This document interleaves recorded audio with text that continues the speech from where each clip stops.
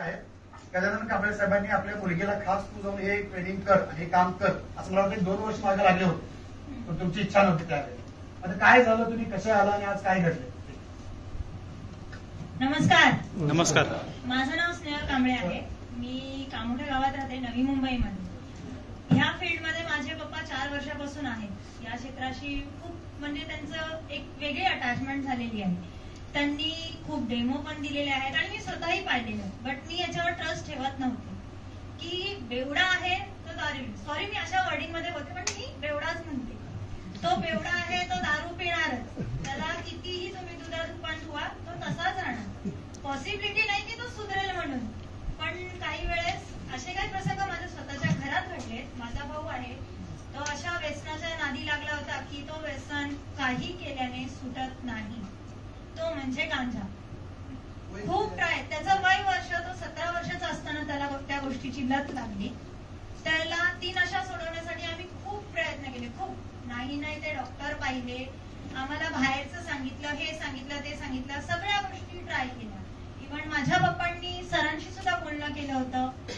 सरांना एवढं पण सांगितलं होतं की त्याला आपल्या व्यसनमुक्ती निवासीमध्ये आणून ठेवायचंय. पण आम्ही तो प्रयत्न सुद्धा केला. अँब्युलन्स बोलवली, सगळं केलं, त्याला एनएसएस पण केलं. पण आमचा बॅड लक, तो एनएसएस झाला नाही. सेकंड डे तो ड्रॉप मध्ये गेला. आम्ही घाबरून गेलो, कारण का त्याला नशेमध्ये असताना आम्ही एनएसएस केलं होतं आणि तो ड्रॉप मध्ये कसा जातो हेही आम्हाला तेव्हा नॉलेज नव्हतं. मग तो दुसऱ्या दिवशी संध्याकाळी उठल्यानंतर पप्पांना म्हटलं एक काम करा, बाकी काही नाही करायचं, तुम्ही तुमचा तो स्प्रे तिकडे ट्राय करता ना, तो आपल्या घरात ट्राय करा. पप्पांनी घरात स्टार्ट केला. फर्स्ट डे आम्हाला त्याचा एवढा रिझल्ट नाही आला, बट तो घराच्या बाहेर पण नाही गेला. सेकंड डे पुन्हा आम्ही अर्ली मॉर्निंग त्याला उठवलं, अंघोळ करायला लावली आणि तो स्प्रे मारला. स्प्रे मारल्यानंतर त्याने घरामध्ये असा धिंगाणा केला होता की विचारू नका. घरात टीव्ही फोडली होती, घरात भांडणं केली, भावांबरोबर मारामारी केली होती. पण आजची कंडिशन त्याची अशी आहे, आम्ही उठायच्या आधी तो फ्रेश होऊन, घरात कोणी असू दे, दादा असू दे, मामा असू दे, उठा मला पहिले स्प्रे मारा. आणि त्याचे आजपर्यंत पूर्णपणे व्यसनमुक्त आहे. आणि ह्याच कारणामुळे मला या संस्थेसोबत जोडायचं आहे. कारण का मी माझ्या भावाला गमावणार होते, पण आपल्या या स्प्रेमुळे मी माझ्या भावाला मिळवलं आहे.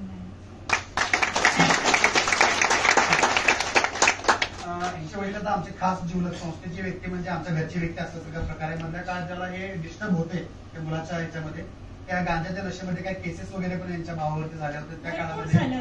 भरपूर म्हणजे असे केसेस झाले होत्या. म्हणजे त्याने तो गुन्हा केला नव्हता, तो गुन्हेगार नव्हता, पण मैत्री त्याला गुन्हेगार बनवलं. त्या मैत्रिणी काही गोष्टी अशा झाल्या होत्या. त्याच्या बर्थडेच्या वेळेस केक कापला होता, तर तो केक कटिंग करताना फक्त त्याच्या हातामध्ये तलवार दिली होती त्या फ्रेंड लोकांनी.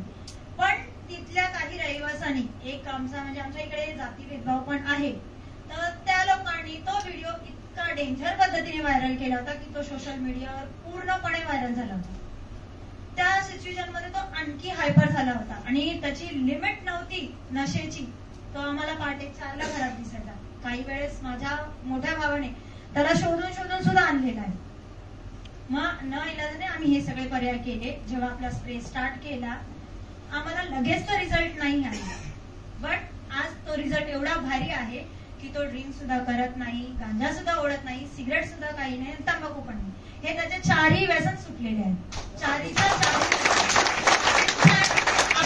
एवढं काम करतात. आपलं फाउंडेशन एवढं चांगलं काम करतं. आपल्या फाउंडेशन मध्ये जे काही आहे, जे काही आपले प्रोडक्ट आहेत, हे क्वेश्चन न करता माणसाने युज केले ना, तर त्याचा रिझल्ट मिळेल. फक्त तुम्ही त्याच्यावर विश्वास ठेवा.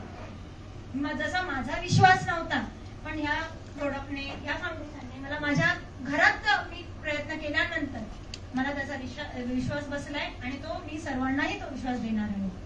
Thank you sir. आता असताना अकाउंटला 25,000 पाठवले, स्पेशली यांना माहित पण नाहीये, ते सांगण्यासाठी ना बोलवलं होतं. काम करतात, पुढे आहे त्यांच्याकडे घेतलेले.